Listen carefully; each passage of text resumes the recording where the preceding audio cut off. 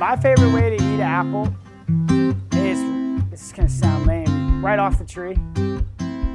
Not many people get the opportunity to do that, but oh my God, it's so good. And especially when you get like a warm Golden Delicious in like September. I know a warm apple sounds weird, but when it's right off the tree, there's nothing better. The crunch, the sweetness, or even better, when it's been a whole year and you haven't had a fresh apple and you get that first gala off in August, oh, that's really good. My favorite way to eat an apple is to slice it and have it with peanut butter. That is my favorite way. I've also started grilling apples, and they're amazing. I core them and slice them and put a little bit of dried maple glaze on it, and then grill it, put it over pork chop. So I think sweet cider is the perfect fall day just like today. A little bit overcast, slight breeze, perfect drink. I mean, it warms you up a little bit, just makes you feel good inside. And I mean, nothing says fall like sweet apple cider. So my favorite way of eating an apple is right off the tree during harvest. You know, it pretty much just drops into your hand when it's perfectly ripe, and you just wipe it off on your pants and dig in. I'm a apple and peanut butter kind of gal. I can eat those every meal all day long, so there's just nothing like it, and it's very portable as well. I could talk to you about eating apples all day. Big fan of applesauce. I got 2 kids, I make my own applesauce, and I'm dialing in the blend right now.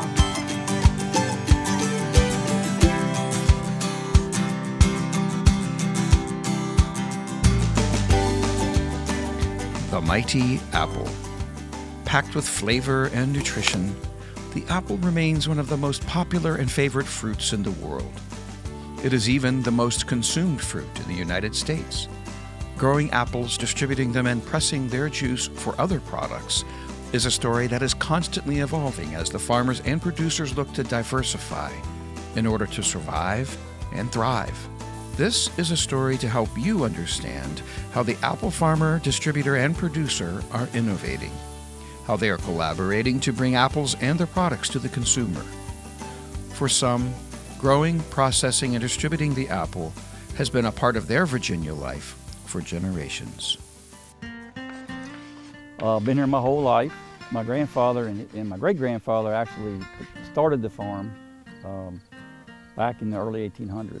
We grew up on the farm, that's what we did, and they instilled in us you know, the agricultural and rural, you know, love for this place. My dad, he wanted us to work. He wanted us to learn the value of hard work. So that's what we did. As soon as we were big enough to do anything, I started driving tractors when I was between 10 and 12 years old.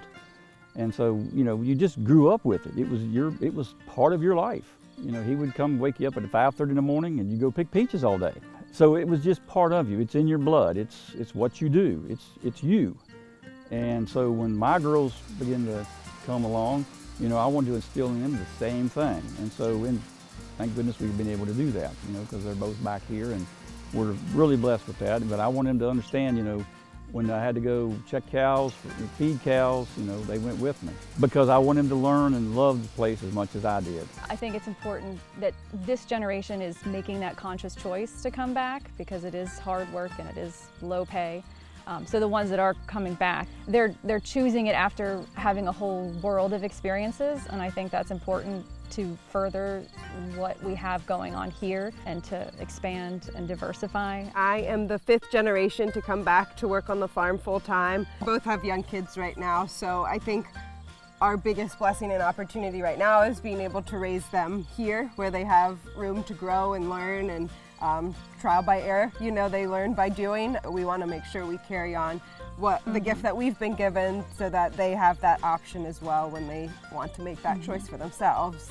Yeah, every once in a while we have our little spat, but then that helps us grow. There's no physical altercations like when we were little. I don't pull her hair anymore or bite her, so I guess we've made those improvements. That's true. We've come a long way. We are a century farm. The farm has been in my family since 1908, and it is currently my parents, John and Carolyn Marker, and myself that's running the farm, along with 28 to 30 wonderful employees and staff that we pretty much have to have in order to get everything off the trees, in the market, and out the market to the consumer. Our family has been growing apples here in the Shenandoah Valley since 1937. My brother and I are the 4th generation taking on the family business. Our great-grandfather put in the orchard, our grandfather put up this building, our dad put in this packing line, and now my brother and I are doing hard cider.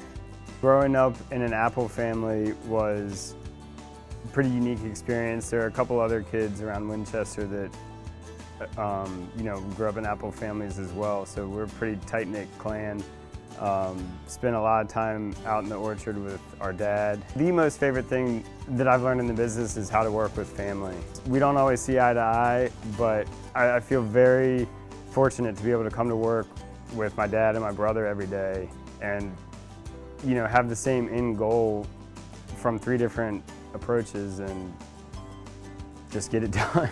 David and I have learned to work really well together, and he is certainly the free spirit, just throwing ideas and having fun and running with it and everything. And I tend to be a little bit more reserved and calculated. If you were to ask me what's one of my favorite things about doing this, it's probably working with him is one of them.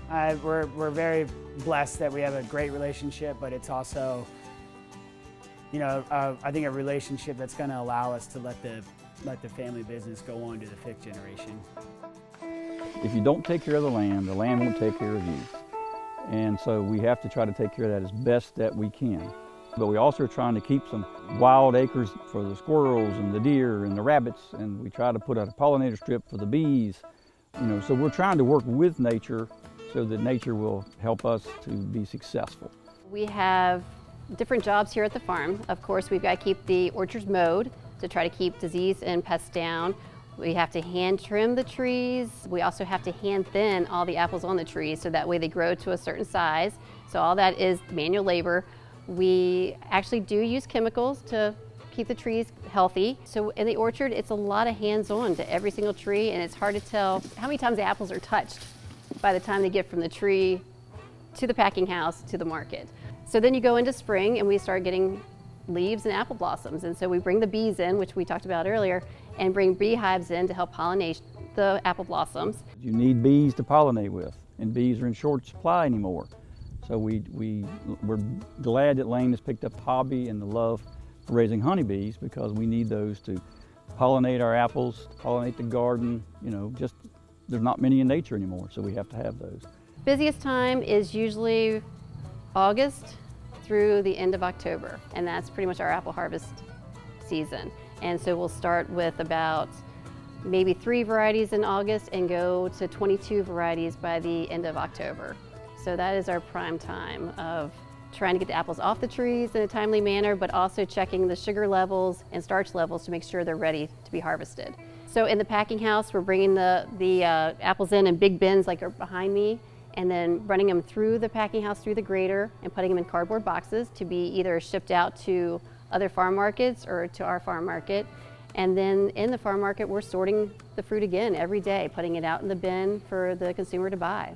Sweet cider is just all natural apple juice that has only been pasteurized to 160 degrees, so not overly hot like apple juice. It's bottled cold. I mean, it will turn into hard cider later on, but we are only doing sweet cider. So our apple cider blend is 100% apples, no added water, no added sugar, no added anything. So we only make the cider out of the apples, the blend of the apples, the different varieties, and the natural sugars that occur in the apple. So I think the secret to really making good cider is it's all in the blending, it's all in staying consistent, and not only having good apples, but also having a good process in which you make it. And that comes down to your employees, the apples you have coming in from your growers, and just how you take care of the product. The process for making apple cider, and everything can happen right here on the farm. We pick it right in bins. The bins come in here, and we dump the bins in the hopper. The apples can be crushed, pressed, squeezed, pasteurized, all in almost 6 hours, I would say. And then we have to let them cool before we can bottle. So it takes about a day, really, from pressing to finished product. The juice that we process here primarily ends up in the hands of Virginia cider or winemakers. We have several large volume customers, cider customers throughout the state, about a dozen or so more cideries. So primarily the juice ends up in the hand of a cider maker. Apples end up at major retailers up and down the East Coast and abroad. So we do a little bit of export business, mostly down to South America. When we plant a tree, we are already looking at the end result for that fruit that comes off that tree, because once you plant a tree, you're waiting 3 to 4 years before you really get into harvesting it. So by then, you know, market taste can change, consumer preference, but we try to look at the market and pick one variety that seems to be up and coming and something that will fit our growing policies as well as our local farm market. We still grow a lot of apples for processing. They go all over the place, so they're not all staying here because we have so many, but a lot of them are staying in the local area as well. Glaize Apples isn't just packing and shipping apples. The growing side is where it all starts, and we have a very talented crew in the orchard, and you know, we have an orchard manager, and then each orchard has its caretaker. So those guys know the orchard like the back of their hand. They could tell you where every rock or groundhog hole is, and really, you know, take care of the trees. No matter who you'd probably ask right now, the biggest problem is labor. And so we are fortunate enough right now that we have the labor to keep the machines running, but we also need the help to grow the business. It's hard, and trying to get labor in to pick the apples, just even truck drivers to get our apples where they need to be. We're having a tough time. It's industry-wide. Everybody's hurting at this time. You know, we have a diverse group of folks that work for us, but we really rely on them, and they're great people. And, you know, so we try to help them as much as they help us. We used to bring all our folks up from Florida. They were immigrants. They would just, you know, migrate from Florida up through the Carolinas and into Virginia to pick peaches, apples, tomatoes, whatever it was. Now you're depending on more of the H-2A workers. And so those coming from Jamaica, we depend on folks coming out of Mexico. We rely on those folks. We rely on them every year. It's gotten harder and harder to find anybody that really wants to do this, so we've depended more and more on the H-2A program. You know, you deal with droughts like we had in the summer, and sometimes you deal with too much rain, diseases, the wind. Yeah, we've had some real issues with wind this year. So many things factor into when things are going to ripen. And we also mentioned about hailstorms. Love seeing thunderstorms come through, especially when there's a drought and we need rain, but you're also panicked the whole entire time thinking, okay, could this be the next hailstorm that comes through too and damages your whole crop? So there's many things that we can control on the farm, but weather is definitely, and Mother Nature is definitely things that we cannot control. We have evolved over the years, and what we have learned is with farming, you have to diversify to stay alive. Every day here at the farm is different. You never know what's going to happen. You kind of have a plan, but you go with the flow. Dad always tells us some statistic about only 5% of family businesses making it past the 3rd generation. For my brother and I, as 4th generation, to keep this going is going to take some diversification. A generation from now, Glaize Apples certainly will not look like it did a generation ago, and we just have to be comfortable in the unknown and keep trying new things. I can remember talking to Dad. He talks about, I can't believe the difference. It would blow my mind to be him and to know where it started when he was a young man to where it ended when he passed away, because it's changed a lot since I was a kid and to where it is now. Now we're still grazing a lot of the same stuff. We're just doing it so much differently than we used to. You know, the apple trees used to be 20, 30 feet tall. Now you see they're 10 feet tall. If you make a shorter tree, it's a lot easier to pick. Your labor costs are way down. The chance of somebody getting hurt are way down. You can get the varieties to grow quicker. You can have production in 2 or 3 years, where in the big trees you may be 4, 5, 6 years before you had much production. Production agriculture will always be a big part of what we do, but it may be aimed at something different. Primarily, we got into juicing to find another home for our apples. And so we grow the apples, we send them to the packing house to be packed. What apples aren't packed are then called out.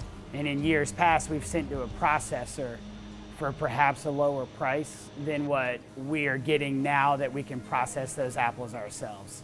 So the goal and the opportunity for us was to stay vertically integrated, meaning we are capturing the profit on that apple from the tree to the packing house to the call to the juice plant and now to the can. And now a good amount of the juice does go to our own product, our own hard cider, Old Town Cidery. There's a lot of cost that goes into every one of those steps, so that's another, another factor of the equation we're trying to hone in on and dial it in so we can increase our margins and then maybe one day buy a new tractor. There's so many times during the year that you have a catastrophe, a natural catastrophe, or you have, the prices are not good because there's oversupply and under demand. And so you try to take that next step to diversify so that you can spread your risk out. And that's where these girls really shine in all this, is they know how to do that diversification. They know how to do something different than just production agriculture.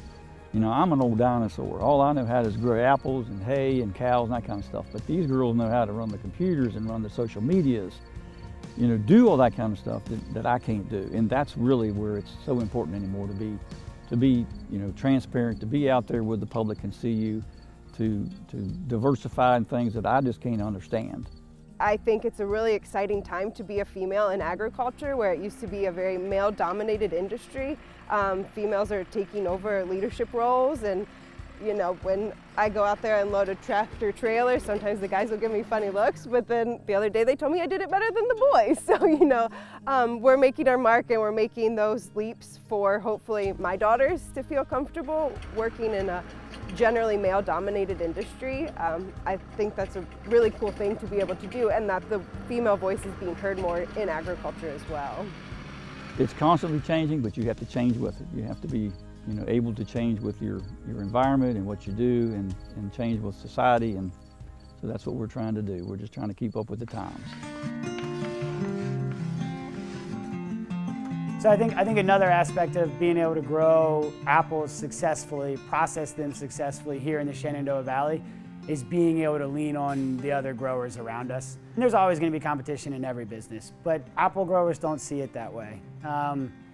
We have a lot of secrets, but we also like to work together. You need to be, good with your neighbors. You might learn something from them that you're not doing, that they're doing, that's working really well. The problem is everybody's so busy. A lot of times we don't get to see each other like we'd like to. You have to wait for a meeting or something like that to see one another, but you just have to stick together. The term old timer in farming is thrown around a lot, but it's true. There's no other replacement for that kind of knowledge. I've grown up in this community, and I was raised here with great neighbors. I started my first job off the farm at the age of 14, driving a four-wheeler to the neighbor's farm market at Marker Miller's, and they taught me a lot of different things there and different practices that I could bring back here. If there's certain varieties that we're growing that Winchester Cider Works needs or Rinker's needs to finish their cider, then you kind of work together. We're supposed to be the apple capital of Virginia, and I think one time it was the world, but now Virginia. So there's a lot of apples grown in Winchester, and again, there's some friendly competition at times, but there's a lot of just hardworking individuals that are trying to make a living, and they're willing to help each other out. I mean, that's one thing about the orchardists here in Frederick County. They are willing to watch out for each other and help each other out. Some of the most important relationships we have is between the growers and us. It's just, we need each other more than we ever have. Obviously small farms are getting pushed out, so the more we can work together, the better. Since COVID, and maybe even before COVID, people are finally beginning to realize where food's coming from. They're more, they're looking at, they're more concerned about, instead of going to the shopping, to the grocery store, picking up apples there, that you don't know where they come from. They want to go to some place where they actually see the people that grow it. They get to talk to them. That's the exciting part. Urban people are beginning to realize that, hey, this stuff's actually coming from, the milk's coming out of a cow, or the apple's coming off of a tree. And so they're beginning to see that, we can show them, we can tell them, and that's the kind of stuff we need to do. We need to let them know, where the stuff's coming from and who are the people behind it trying to make all that work, and how hard we do have to work. So it's like, how much do we want to open those doors, and how much time do we have to, increase opportunities and experiences through the market. It's just, then you're also trying to do the production piece of it. And like, how much time do you have to do all of it? Well, shoppers nowadays want perfect everything. So a perfect product out of the ground is hard to grow. So the most important thing is to grade the apples correctly so that it's appetizing to the eye. But for other people, they prefer taste and don't mind an ugly apple. So we try to cater to both. With us, we decided to offer pick your own. And we started out with apples, and now we have evolved into peaches, strawberries, red raspberries, blackberries, tomatoes, green beans, pumpkins, and I think people know that the taste is totally different when you get something right off a vine, right off the tree, versus what's been sitting in the grocery store and has traveled across country or whatever. The taste is totally different. Getting to know what customers want is most of the fun here. We've been able to show the everyday customer what the farm's like. We've been able to put them in our shoes a little bit. For the whole ag industry, that has helped tremendously is just social media, because now you can post pictures of that beautiful tree with the peaches on it. You can get the word out there right away and say, for the next 3 days, we're picking this. They're just eating up. They want to know. They want to have an activity to do with their children. They want to know when things are ready. The response from people in the community, they're very excited. I think the first excitement came about when they could learn that they could finally purchase our apples, because we hadn't done any retail before. We had done no direct to consumer. And they have been very excited to see more resurgence in the apple industry here in the community. It's a big part of the community, or it used to be. And I think it's losing touch, but we're trying to bring that back, because it's one of the reasons Winchester's here is because of apples. It's interesting, a lot of our customers are coming back weekly, monthly, even some are coming back yearly, and they'll, one of the favorite questions was, I bought a red apple here last year, can you tell me which one it is? And I'm like, no, I can't always tell you that, but I can steer you in the direction if you like sweet, if you like tart, if you like a little sweet and tart, crunchy. So it's interesting to get to know them and their preference, and then also get to know their family stories by coming to the market. A lot of times they're sharing their stories with us as we grow our family with them. Our dad has always taught us to say yes and then figure it out. And so we do a good job of making sure the customer is happy. And a lot of that here in the juice plant comes with using the right varieties. And so we grow over 30 different apple varieties. And if you want it and we don't grow it, I'll find it. And so there's, it's being able to provide the cider makers, the wine makers with the exact product they want that comes off our trees. And that has allowed us to establish the relationship. I think part of it too is I've been making cider for 10 years, and so I approach the processing side of the business as the cider maker. So I know how clean it needs to be. I know exactly where the right pH and Brix levels are that you want. And I'm doing all of that by blending the right apples. So it's catering to everything the customer needs. That's what we do, customer service. What excites me about the future in the farming and just the food industry in general is to know that people have the opportunity to get fresh products. So much has changed just in the past 10 years or whatever. I feel like when Michael Pollan's book, Omnivore's Dilemma, came out, something just happened in the food industry, and trying to sort of capture that energy and apply it to Glaize Apples, whether it's making sure restaurants in DC have the best local stuff that they need, or that we are preserving heirloom apple varieties. There's a grounding element to that which excites me. So me being a physical therapist, I think the education part about the benefits of apples, because apples have huge health benefits. Any kind of fruit or vegetable that you can get fresh and local is the way to go.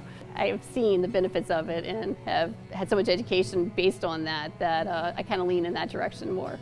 I think people are starting to be more connected with their food and beverages nowadays, and so when you're able to take a sip of something and say, holy smokes, this was grown 2 miles from where I'm sitting, it feels good.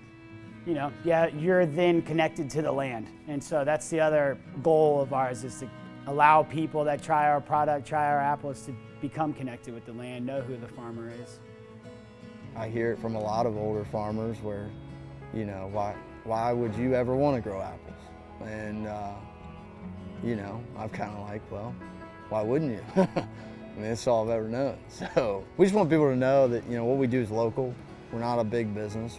We're just ordinary people, ordinary farmers. And I think it's really important to support locals. And we can't do it without them. We want to pass this on to the next generation. My brother and I both see an opportunity to carry it on to the 5th generation. And we also don't want to see more housing developments. We'd rather continue to see more farmland.